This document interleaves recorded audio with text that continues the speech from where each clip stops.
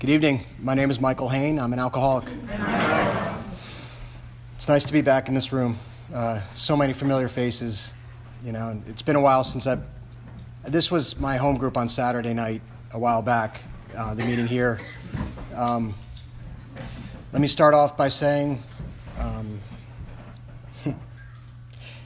I just said a prayer. I asked God to help speak through me. You know, I don't want to talk from my head or my ego. I know I can't fix anybody. I can share my experience. I can share my understanding of what's written in this book. I can share what's worked for me and what hasn't. My sober date is October 1st of 2011, so I'm coming up on 7 years. I have a sponsor. His name is Rogan. He has a sponsor. I sponsor many men and a woman.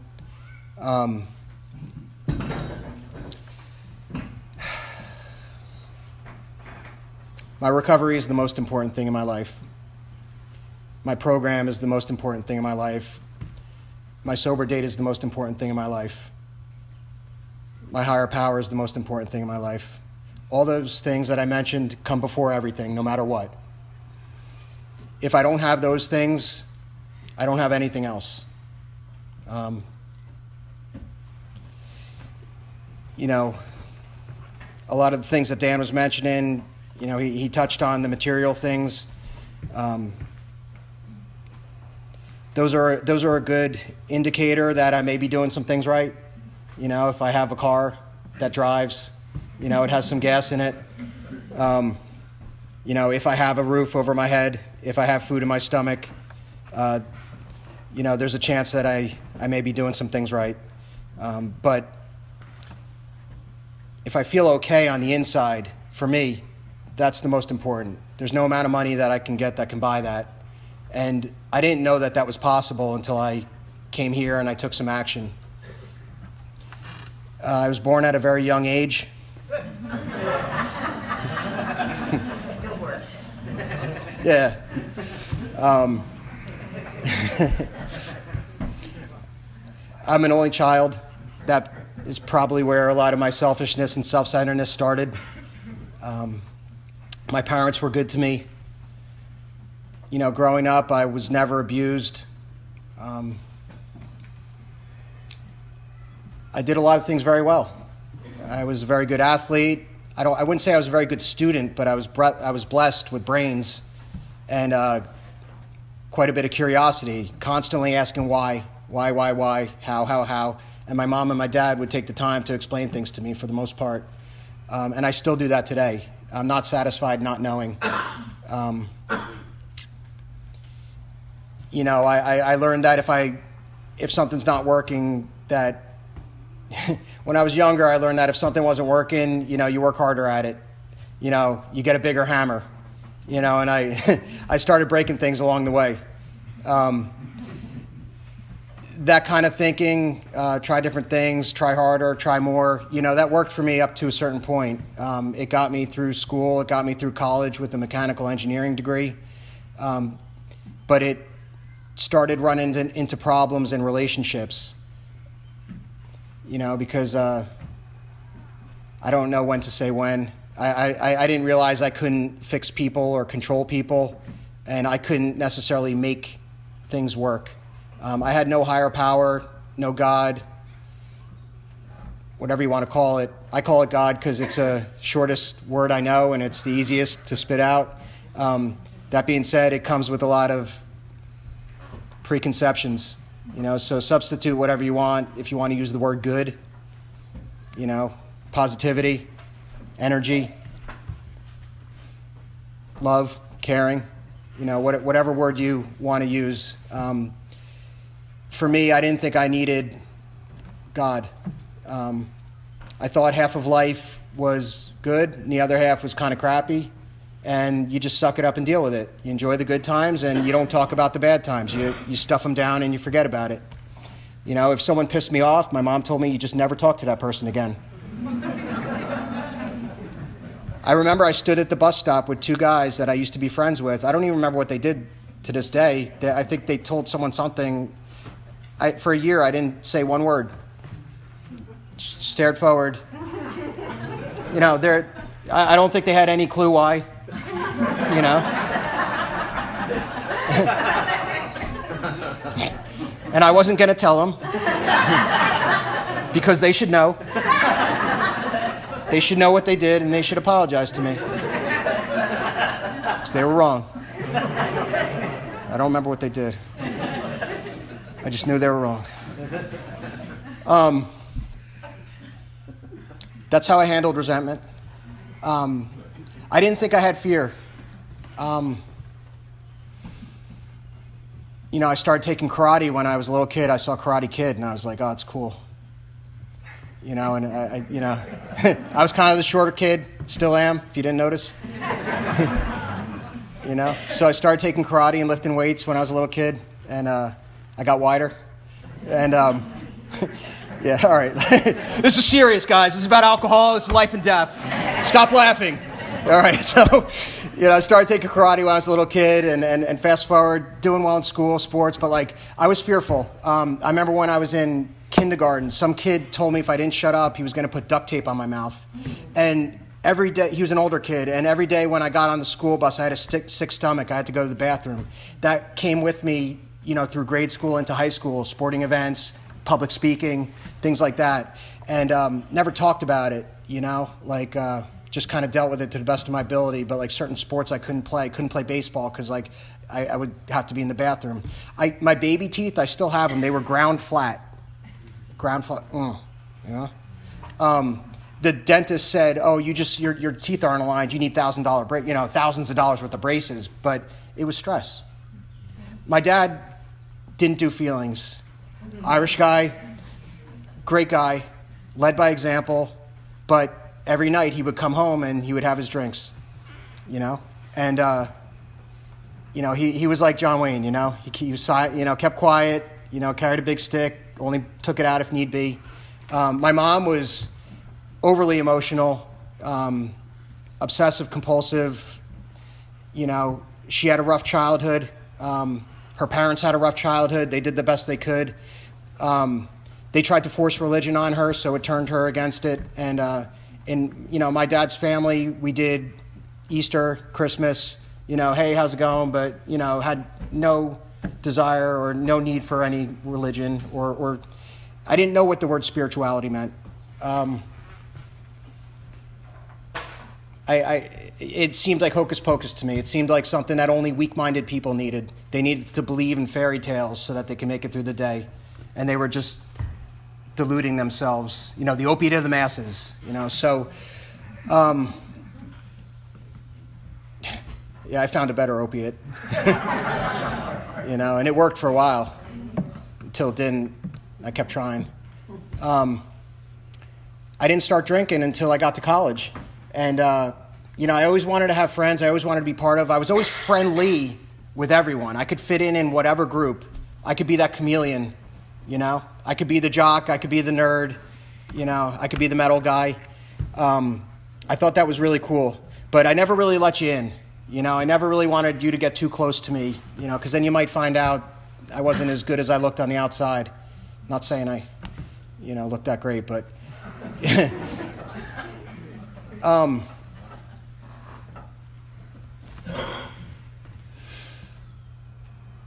You know, again, there was always just that slight feeling that something was missing. And when I got to college, I joined a fraternity, and I thought I had found what I was missing. There was a whole bunch of guys there. I had never drank. I was always afraid to drink. I grew up in the days of Just Say No, and basically my understanding was if you're an alcoholic and you have a beer, you know, you're going to end up under a bridge drinking out of a brown paper bag. And you don't know if you're an alcoholic until you have a beer. And I knew my dad drank heavily, and I was into sports and nutrition and health, and I knew that alcohol was bad for you, you know, because Nancy Reagan said, and in the the frying pan, they showed the egg, and this is your brain on drugs, right?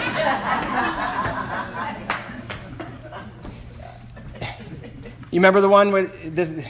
There was a guy, and he's walking, and he's in a brown room, and he's going, I work harder so I can do more drugs, so I can work harder, so I can get more money to do more drugs. And they pan out, and he's inside a little, like, Coke vial. I don't know. That stuck in my head too. So this is what was in my head. And when I got to school and they told us in health class, don't do drugs, I was like, okay. But they had that picture, they had a poster of every single type. And I'm like, oh, it's interesting. And I'm like, sit that away. So I'm in college and I start drinking with the fraternity. And I remember the first night I started drinking and they were doing like line chugs, like races. And it was like the pledges versus the brothers. And I threw back like 4 or 5 big cups of beer. And I remember getting scared because I didn't know what was going to happen. And I pulled one of the guys aside and I said, hey, man, like, I never drank before. I'm kind of dizzy. Like, I feel a little lightheaded. And he goes, don't worry about it. That you're drunk. He's like, this is good. And I remember thinking to myself, like, oh, wow, this isn't that great. I guess I'm not an alcoholic. Okay, I'm safe. I'll be okay. And for the next 4 years, I mostly kept my drinking to the parties on the weekends because I really had to work hard to get through school. I struggled. It was really hard for me because I'd never had to do any work in high school. And in college, I really had to apply myself. And all my friends were drinking and smoking weed all the time. And they were always asking me to do it. And no, man, can't. Gotta go study. And like I said, I had difficulty in some relationships. And, I think the frustration from that, and a lack of gratitude, I always wanted more. You're always supposed to be getting better, more, improving, and not that there's anything wrong with that, but I had no gratitude for what I had. And I was willing to roll the dice. And I remember I got this idea that you only live once, you should try everything once. Everything, So, like, I set out on that path, and I started smoking. I tried weed, and I wasn't impressed. And I tried, probably because I didn't know how to smoke, I was just coughing, and like the dude, all my friends, one of them had to take a break to go puke because it was passing around so many times. And I'm like, finally I just got tired of it. I'm like, I think I feel something, The next thing I tried was ecstasy, and that worked for me, And after that, I was like, wow, this is cool. And so I'm like, but this is dangerous. It'll only be special occasions. And so special occasion, me and my buddy I don't want to stay in the problem too long. Drinking and drugging was fun for a long time until it wasn't. And then problems started coming. And then eventually it was miserable and I was dying and I couldn't stop. If you're sitting here, you know what I'm talking about. And I could stay up here for the next 20 minutes and tell you about how much I drank. But I don't think that's going to really help anybody. It may help you if you're brand new and you're not sure if you belong here. But it also may scare you out of here if you only drink a few glasses of wine every night and you can't stop. Because the quantity of what I drank and the amount and the different types of drugs that I put in my body have nothing to do with why I'm an alcoholic.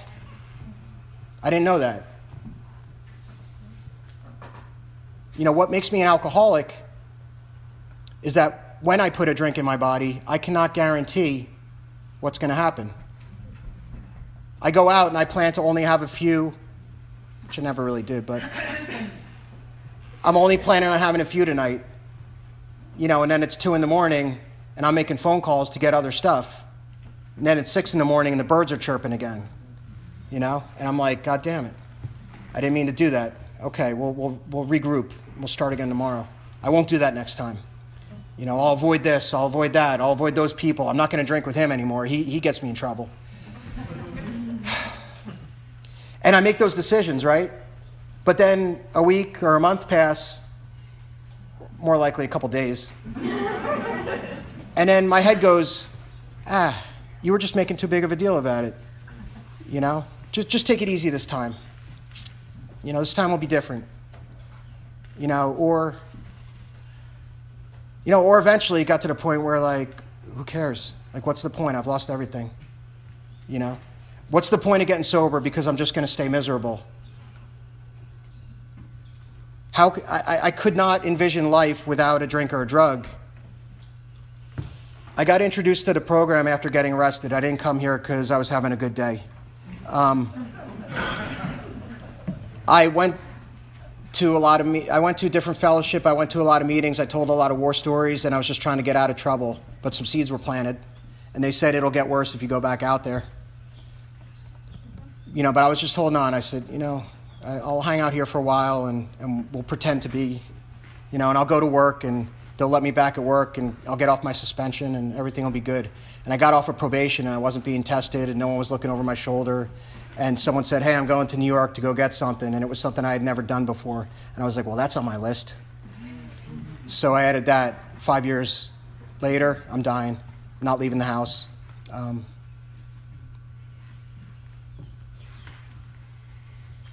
Can't stop.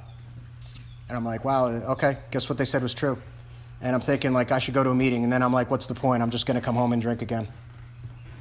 And now I recognize that it was my higher power stepped in. There was no one in my life. I had pushed everyone out because you interfered with my drinking and you bothered me. And I ran out of what I had, and I made a phone call, and I went to the hospital, went down to treatment after that. And I had a counselor there, and he said, try it for 30 days. If you don't like, no, I'm sorry. He said, try it for a year. He said, if you don't like, he said, do everything they tell you, though. Do everything they suggest to you. If you don't like the results, go drink. And I remember thinking to myself, I can do that, And I came in. I started going to meetings. I got a home group. I was looking for the perfect sponsor. Thank God someone said, hey, man, I'll be your temporary. And I was like, cool, temporary. I don't like commitment. Okay. Because I never would have found that perfect guy because he doesn't exist. And if I found him, I wouldn't have asked him to sponsor me because I knew I didn't really want to stop drinking. Don't tell anybody. I'm just here because my life is shambles. And, I don't want to stop, but I don't want the mess, so, but I had enough willingness to do what I needed to do, to go to meetings on a regular basis, to raise my hand, to start introducing myself, to talk to other guys, to get numbers from guys, to talk to them. I had a car. I started driving people to meetings. I started doing the step work with my sponsor, and I started learning some stuff. Man, I found out that powerless meant that, not just the mess that happens when I drink, but the fact that it's not that I can't drink, it's that I will drink. You know what I'm saying? Like, I can't control it. I can't control it when I'm drinking, and I can't control it when I'm not drinking. And I have a mental problem, too, because my head tells me that I can drink or it tells me F it. It comes up with some trivial excuse, and I find myself drinking again. So I can't listen to my brain. So I'm physically sick and I'm mentally sick. And I find out that the only solution is a spiritual solution. And then you said God, and I'm like, oh, really? God? I didn't really want God. I had preconceived notions of what God meant. To me it meant I had to be a goody-goody. I had not done the steps my first time through because where it says made a decision to turn my life and will over to the care of God as I understood him, I thought that meant you were telling me we had to become a monk. And I wasn't ready to do that. And I finally expressed that to my sponsor. I thought it was going to destroy his program. He was going to realize he was a fraud. And so I'm like, what about this monk thing? And he was like, where does it say you got to be a monk? And I was like, I guess it doesn't. I guess I assumed, And he's like, okay, how about for now you just try to do the next right thing? How about we make a decision, make a decision to do the rest of the work? I said, okay, I can do that. And he gave me some instructions on how to do an inventory, and I did an inventory, and I found out some things about myself. I found out some things that weren't working for me. I found out a lot of the ways that I looked at things didn't help me. Glass is half full or half empty. I'm an engineer. It's both. Right? It's not one or the other. It's both. If you think it's half full, you're an optimist and you're delusional. And if you think it's half empty, you're a pessimist and you're wrong too. But, that attitude, and generally I would focus on what was broken because the stuff that was good didn't need fixing, so that left me miserable. So I realized, I can look at stuff from this way and I can stay miserable, or I can look at it from this way and my life gets better. But I couldn't do that on my own. I needed your help. I needed these things pointed out to me. I needed to take action. I needed to follow the instructions in this book, which on my own, I can't do. It's too confusing. I'll overcomplicate it because I want the perfect fourth step trophy, the big one, and it doesn't exist. I just got back from a workshop. It was do the 12 steps in 4 hours. That's how they used to do it, quickly and often. When I first started working with guys, after I had been through the work, I wanted it to be thorough. And I think I gave guys assignments that they weren't capable of doing. And when they disappeared, I said, well, I guess he doesn't want it.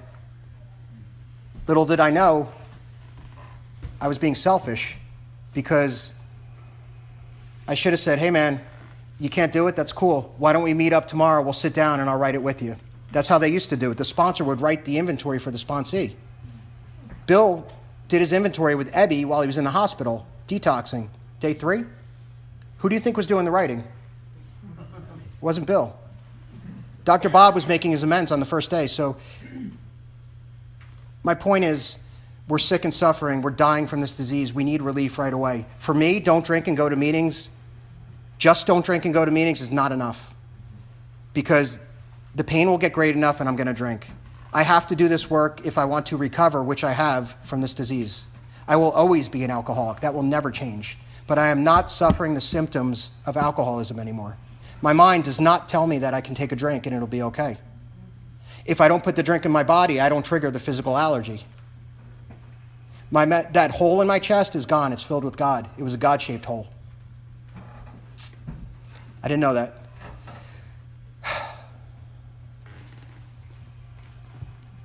Somehow, by following these instructions, this is a clear-cut pathway to that higher power. You know, if I want to get to Florida, it helps to have a map. We got it right here. It helps to have someone that's been to Florida sit and co-pilot with me, you know, to tell me where to turn. I made most of my amends. There's certain people that it may be harmful to go to them. I made most of my amends with my knowledge of my sponsor. There's not enough time here today to explain the whole program and how the whole thing works. I could talk for hours on each step. I continue to grow in understanding and effectiveness because it helps me to carry this message to other people. When I sit down with guys, every time I sit down with another guy, I take the steps with them. So my knowledge, my understanding of it gets better. My conscious contact with my higher power grows. I can actually feel God today because to me, I was talking about it, and I was asking questions about it, but it was like trying to have someone explain sex to you. Oh, well, you kind of do this and you do this, but then this happens. And I'm like, yeah, I don't get that. You know, I had to take the action to understand what they were talking about. I had to take the actions.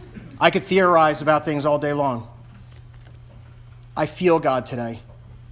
You know, when stuff happens, my first thought, my first instantaneous reaction goes back to the way I used to do it. Fear crops up. I've had the scariest thing happen to me in my life this month. Someone very close to me relapsed. And, I ask God every morning to help me be of service because I believe that's what the point of this program is. I believe that's how I stay sober because my problem is selfishness and self-centeredness. So what's the opposite of that? You know, caring, loving, helpful. And I'm uniquely qualified because I have a hand, I have a phone, I have a car, I have a higher power, I have some knowledge of the steps. I'm uniquely qualified, and I have my experience of drinking and drugging. I have my experience to share with other alcoholics. I'm able to be of service to them. That keeps me sober. The more I do it, the more juice I get out of this program. When I started getting a taste of that good stuff, I wanted more. You know, and it wasn't smooth sailing, and I keep a list of the men that have asked me to sponsor them in my phone. It's about 30. Probably about 20 of them I started doing step work with. 10 of them just asked me to sponsor, and we talked a couple times, and they were gone. You know, out of the 20 I started doing the work with, maybe 10 of them we've gotten through the work. Out of those 10, there's about 5 of them that are still around, and only about 2 or 3 of them are actually sponsoring other men. Is that my responsibility? Is that my fault? No. I show up. I take the action. I do the best I can. When I'm sitting with another guy and he asks me a question I don't know, I call my sponsor. I ask my network. I do the same thing in the other areas of my life. When something's going on, I seek counsel with other alcoholics, other people. I ask God to help me. I realized that I'm not running the show anymore. My job is to row the boat, and God steers. I'm in the next right thing business. I'm not in the outcome business. Because I'll tell you, man, I was getting my will for my first 6 years in sobriety. Things were all going my way. I'm opening my heart up. I'm letting people in. And then all of a sudden, something happens, which is a promise in this book. There will be low spots ahead. Thank God I was spiritually fit when it happened, because when I'm flushing bags of heroin down the toilet, it does not seem like a good idea to me to take a couple for myself. I know now why God has gotten me spiritually fit. It's not just for me. It's so I can be of service to others. And when the stuff hits the fan, my first reaction is to panic and try to control the situation. I realize that I'm powerless over it. I'm in the do the next right thing business. I'm in the be caring and loving business, and I'm not in the outcome business. My first reaction is to look back and say I should have never opened my heart and let someone into my life.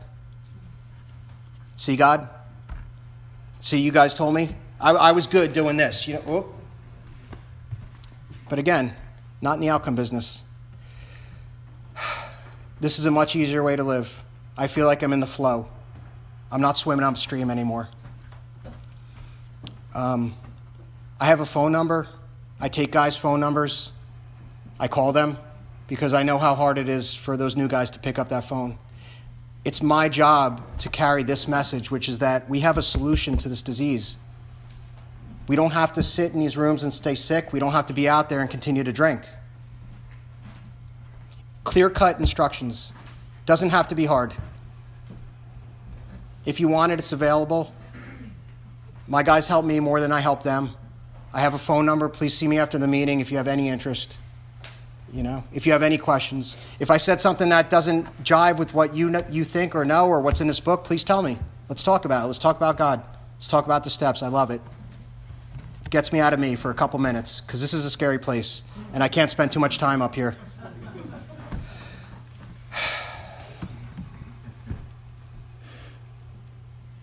Oh, a skeleton walks into a bar. He orders a shot and a mop. Come see me after if you need. All right. We can work on that too. All right. Again, guys, this. He drinks the shot and it makes. Okay.